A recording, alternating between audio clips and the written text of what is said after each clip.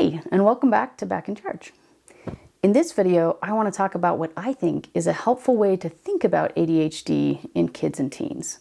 What's going on in their brain, and to help understand not just the symptoms like distractibility and restlessness, but many of the other features that are often part of ADHD, but are not well understood or even talked about.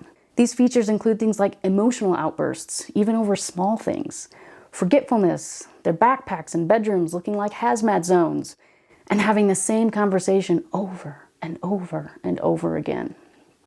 The example I want to use for this is air traffic control. You know, the spaceship-looking tower at each airport? The responsibilities of air traffic control include the obvious, like making sure planes don't crash into each other, but they extend much further than we might guess. Air traffic control receives, organizes, coordinates, and sends out enormous amounts of information in order to keep an airport running smoothly. They are responsible for monitoring every flight at their airport, both on the ground and in the air, but any nearby flights that might interfere with their activity as well. They monitor planes of all different sizes, carrying different cargo with different goals and destinations. Most of that monitoring is more automatic. Efficient computer systems absorb that routine data that doesn't require any attention, as well as a team of humans responsible for screening out anything that doesn't require interventions or actions. That's just routine, they can send it through. That way, the rest of the team can focus on dealing with dynamic and important information as it comes in. There's a complex system of transferring control between air traffic towers when planes enter and leave an assigned airspace. Air traffic control has to monitor all the incoming noise in order to hear and accurately understand when a plane is transferred to them, make sure it lands on a clear runway, gets to a gate, and then that it gets pointed the right direction and takes off safely, all the way until they transfer control to the next tower in the next airspace. Air traffic control is even responsible for monitoring the baggage carts at the airport to make sure those bags that they're treating with such care don't end up getting run over by an incoming Cessna or just left out in the rain. And just as importantly as organizing all the planes coming in, moving around the airport, they have to keep a tight hold on what's leaving the airport. Maybe a pilot decided they wanted to skip the line, so they peel off to just take off on the closest runway. You can bet that air traffic control would, ideally, call them out, get them back in line, or make the adjustments to problem solve if they need to leave earlier to keep things on track. There's a lot of systems they need to go through to make that happen. As you can imagine, even on a day where everything is going smoothly, the amount of work and information they are sorting through is extensive. Since travel never goes smoothly, staffers in air traffic control are continuously having to make complex adjustments to keep the whole airport from shutting down. They may have control transferred to them for an incoming flight, but due to weather delays, it's actually coming in 10 minutes late. And there's another plane that's scheduled to use the same runway coming in. If they miss the original memo about the transfer of control, hey, this plane's in your airspace, or if they didn't get the information on the other plane sitting on the runway, or if they misgauge the delays and how long things will be, obviously, that could lead to things requiring lots of fire trucks and use of those emergency exits. Once the air traffic control staff who monitor for incoming calls have those memos, they gotta pass them off to the team who integrates all of the pieces, reviews the options, and comes up with a solution. Then organizes the next steps, breaks everything down, says, okay, who's gonna have to move gates where? What do the other planes need to do? Where can they both land now? What delays will this cause? Where does baggage need to go? And then that team needs to have each member keep track of every piece and step of that plan. Send some unlucky interns out to relay all the changes in information to pilots, gate agents, airport personnel.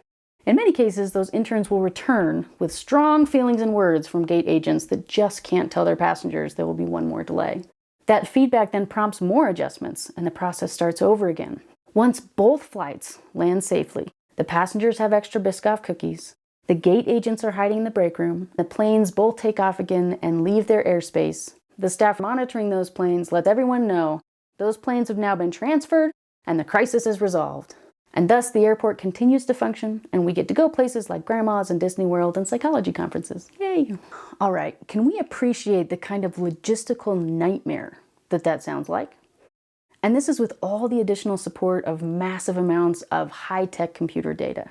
Now, let's say that due to budget cuts, the powers that be decide to eliminate half of the workers and downgrade the computers to older, less efficient, and less reliable models. I want you to imagine being the manager over this much smaller team with fewer resources and realizing you are still expected to fulfill all the same responsibilities that a fully staffed and funded office can do. From the moment things get going in the morning at the beginning of your shift, it's just chaos. There's so much information coming in, it's hard to tell what's important and what's not. The computers aren't picking it up automatically, so you've got this limited team having to manually sort through every message coming in. So of course, the person who's supposed to be monitoring grabs at the biggest and most obvious pieces, hoping that it means they're important. The giant planes they can see out those windows that capture their attention. That means that a lot of the incoming messages that your staff picks up may or may not be relevant to what needs to happen that morning. Yes, that's a big giant plane, but everything's routine. And there may be dozens of other small things going on that are not routine that get missed. And even when the team monitoring incoming and outgoing information does manage to latch on to important pieces, who do they give them to for next steps? The same few people who are supposed to be monitoring 100% of the time also are responsible for integrating all the information, organizing solutions, breaking them down into pieces, keeping track of every piece, delivering all the messages back out, integrating new feedback, keeping all the pilots in check, calling back any planes that are taking off that shouldn't be. They're in charge of everything, but they just don't have the resources to keep track of everything. As the manager in this unwinnable situation, you really decide the most you can do is to keep major planes from crashing into each other. Even knowing you're going to get a lot of negative feedback from unhappy pilots, gate agents, passengers, and supervisors for all of the delays, confusion, misplaced baggage, and unauthorized flights landing and departing. All right, now let's step over to how this whole metaphor maps onto our brain functioning. The frontal lobes of our brains, right behind our eyes, are the major executive centers for our brain. Similar to our air traffic control metaphor, our frontal lobes are responsible for identifying and sifting through massive amounts of information constantly. This includes all the physical and sensory information, including people's voices giving instructions, people's facial expressions, body placement and posture, the buzz of the lights, the air conditioner running, the feel of clothes on our skin, shoes on our feet, the tastes in our mouth, the smells in the air, and even our own physical sensations, our stomach rumbling, sore muscles, or our heart beating. Incoming information also includes random or intentional thoughts, feelings, and urges to do something. Our brain has to filter through all that information, decide what's important and needs our attention or needs us to take action or needs us to not take action because of the repercussions. Now, when our frontal lobes are fully staffed, funded, and working at peak capacity, which I wish my brain had more days that it was doing that, the vast majority of messages and information get screened out before they ever hit our conscious awareness. We can focus on what's important and more easily identify what needs our attention. We don't even notice most of the sensory information coming in. We're able to tune out and screen out things that don't seem relevant to the situation. And again, when functioning at full capacity, once our brain has decided something's important, just like air traffic control, it sends it to a whole chain of areas that need to analyze it, integrate it, decide on a solution, break that plan into steps, send those messages across areas of the brain, bring back feedback, and see the process all the way through till it's resolved. And just like the person monitoring departing flights, once the issue is resolved, our frontal lobes say, all right, it's resolved, we can move on. It's a really remarkable system. Here's the thing. ADHD is characterized by deficits in a neurochemical called dopamine in the frontal lobes. I want you to think of dopamine as all the different teams and staff in air traffic control. ADHD is also characterized by some generally slower development in those frontal lobes, which are already typically not growing in until early adulthood. In short, kids with ADHD are operating with far fewer staff and less efficient supports than other kids their age, and that's completely out of their control. Their frontal lobes aren't automatically screening out the boatloads of information they're getting every second. They have to manually sift through everything and just hope they identify what's important, often going with what's the most obvious or present to them, like the kid talking next to them instead of the teacher's voice giving instructions in the distance. The kid talking next to them is this big 747 they can see right out the window, and they go, I hope that's important. Right? And the teacher's voice talking is a plane that's way out waiting for a runway. but they just miss it. And when they're able to lock in on the information that is important, maybe they do snag a parent instruction that's coming in, there just isn't enough support to see that all the way through. For example, let's say you give the instruction, hey, grab your backpack, shoes, and jacket. Maybe that gets accurately tagged as important. Your kid locks in, that's the plane. I understand I'm supposed to follow through on that instruction. I need to clear a runway. And the frontal lobes say, okay, let's do it. But then they don't have the resources to follow each of the 3 parts of that instruction to all of the areas of the brain, bring back the feedback, implement the plan, and see the plane off the ground with all the necessary components. Instead, they come back with their backpack, barefoot, and without a jacket. And you say, what did I ask you to do? Where are your shoes and your jacket? And they either say, oh, I forgot, because they genuinely did, or they look at you blankly as if you never gave them those instructions in the first place. This is often not intentional or defiant. They truly are working overtime to follow through and be a good listener like everyone tells them to, and like all the other kids around them get praised for. But there aren't any staff to keep track of all those 3 parts, to stop the plane when it's taking off, to say, hey, wait, you need 2 more passengers. Shoes and jackets still need to board. Their brain gets a vague sense that they did something it was supposed to do. Someone in air traffic control sees the plane take off and says, woo, done, got that off the ground, next crisis. Maybe they come home after school and ask for screen time, despite the fact that every single day the rule is the same, homework, then screen time. In kids without ADHD, their frontal lobes, even though they're immature because they're kids, have relatively efficient computers that have that routine programmed in. It's automatic, they don't have to think about it. Whereas kids with ADHD have to manually remember that every single day. And then, when the answer is no, you can't do screens right now, remember, homework first, you'd think it's the end of the world. I mean, the meltdown you see and the injustice they claim is very disproportionate.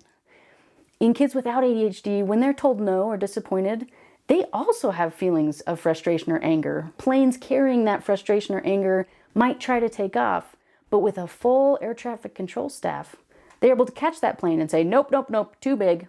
This isn't an appropriate plane to take off. You need to transfer your cargo to a much smaller plane. And maybe a little frustration takes off and you get an eye roll. But in kids with ADHD, a massive 747 full to the brim of anger and confusion and frustration and yelling and screaming blows past anyone else on the runway, and it's in the air before their frontal lobes, desperately trying to manage everything else, even realize it's happened. And instead of an eye roll, you get tears and broken pencils and told that you're the worst parent ever. And it leaves parents completely baffled because you literally go through this every single day. But for a child with ADHD, remember, they are often totally mentally exhausted, especially by the end of the day. And their frontal lobes don't even give them a chance to evaluate the reaction before it is taken off. They don't get a chance to think through, make adjustments, go all the way through that plan, get feedback back, adjust the pilots, the passengers. It's just already gone. And so you can see that these patterns almost inevitably lead to lots of negative feedback. Frustration on all sides, just like they would if air traffic control weren't functioning. Can often lead to feelings of helplessness or resentment on the part of kids and parents. No one likes working at or traveling through an airport with lots of delays and snags. And kids catch on pretty early to the realization that they can't quite get it right. Often by the time they hit mid-elementary school, they recognize that each day is going to be a train wreck. They're going to be in trouble. They already know it. So they're just trying to minimize damages. They're just trying to keep big 747s from bumping into each other. They generally don't understand why they are the cause of so much frustration. And without a context or knowing what ADHD is or why they're different, we start to hear statements like, I'm just bad at listening, or I'm a bad kid, or I'm not very smart. The truth is, they are just having to work much, much harder than other kids their age to hold things together every day, even just to screen out information, let alone do all of the steps and organization and problem solving that they're expected to do. Okay, obviously there's so much more to unpack with ADHD. The actual neurological systems are nuanced and complex, but overall, I really think it's a helpful and accurate metaphor to think about ADHD, promotes understanding, and is also a strong foundation to realizing why the treatments supported by research actually work. I'll talk about each of those treatments and more in follow-up videos, but in summary, effective interventions for ADHD are generally three-pronged. First, finding ways to support and improve frontal lobe efficiency and functioning, such as stimulant medications, which is essentially bringing in more synthetic dopamine, increasing the staff in air traffic control to give the kids a fighting chance, as well as established guidelines on sleep, exercise, and nutrition as recommended by the American Academy of Pediatrics. In addition to these measures, behavioral interventions and school accommodations that help reduce the amount of input and essentially build some supports outside their frontal lobes so they can still meet expectations for their age. They still need to follow directions, they still need to clean their rooms, but with some help from other teams and departments in the airport, if you will. Effective interventions don't promise miracle or instant cures. Those don't exist, but they help families develop skills and structures to help kids with ADHD be successful, and also help both kids and parents feel like they're back in charge and back on track in their lives. Thanks for sticking with me. If you'd like to see more videos on ADHD or more, please like and subscribe. If you've got questions, please post them in the comments below or drop me a line at backincharge.com.